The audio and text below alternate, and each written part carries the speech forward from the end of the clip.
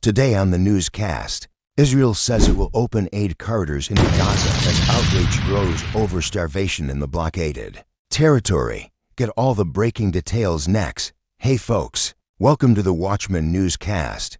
We've got some major news out of the Middle East today, and we're keeping a very close eye on this developing story. At the center of it all, obviously, is that tiny sliver of Palestine down there at the southern end of Israel known as Gaza. For the past several weeks now, there have been international calls for a humanitarian ceasefire between Israel and Hamas. The world's attention has been focused on Gaza City, where hundreds of thousands of Palestinians are reportedly trapped by the fighting between Israel and Hamas, and they're trapped in a very dire situation.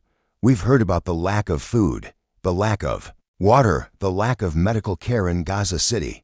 People are really in a dire situation there right now. And today, Israel announced that it will be opening corridors, or humanitarian pauses, I should say, to allow aid into Gaza. Now, it's not exactly clear when these corridors will be opened, but Israel did make the announcement today.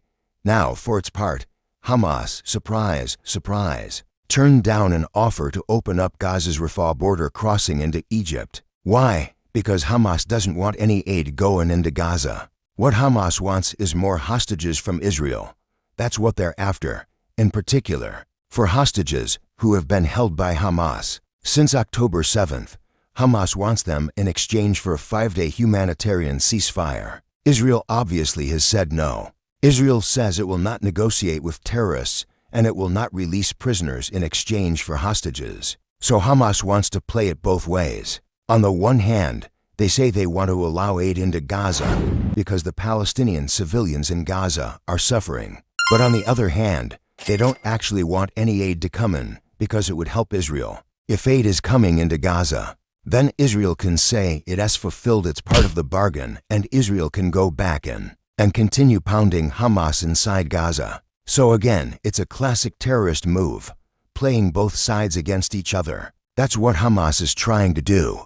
Now, Israel's not having it. Israel says, look, we're going to go ahead and open these humanitarian corridors. We're going to allow aid into Gaza, and we're going to do it on our terms. Now, we don't know exactly how this is going to work out. We don't know exactly how much aid will be allowed in, nor do we know when the Israeli military will resume its operations in Gaza City. As we reported here in the newscast yesterday, many in Israel feel that a ground assault in Gaza City is inevitable at this point. Things didn't really change all that much yesterday. Israel continued striking Hamas in Gaza, and Hamas continued firing rockets into southern Israel. But things could change pretty quickly here, folks, because once Israel does launch this ground assault in Gaza City, it could be pretty ugly. It could also be very deadly for those trapped in Gaza City. Again, we're talking about hundreds of thousands of people there.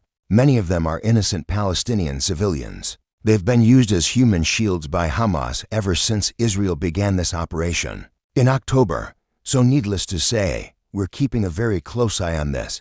By the way, the situation in northern Gaza along the border with Lebanon is also very volatile right now. A Hezbollah attack drone struck an Israeli tank earlier today, wounding 2 Israeli soldiers. That's according to the Israel Defense Forces. They say that they returned fire, and they believe that they hit the Hezbollah drone.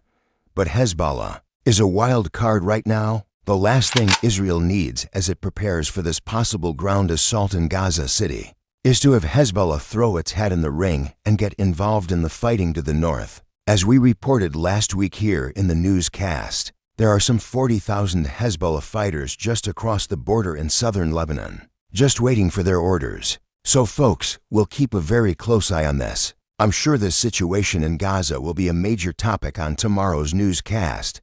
Until then, thanks so much for joining us here today. God bless you.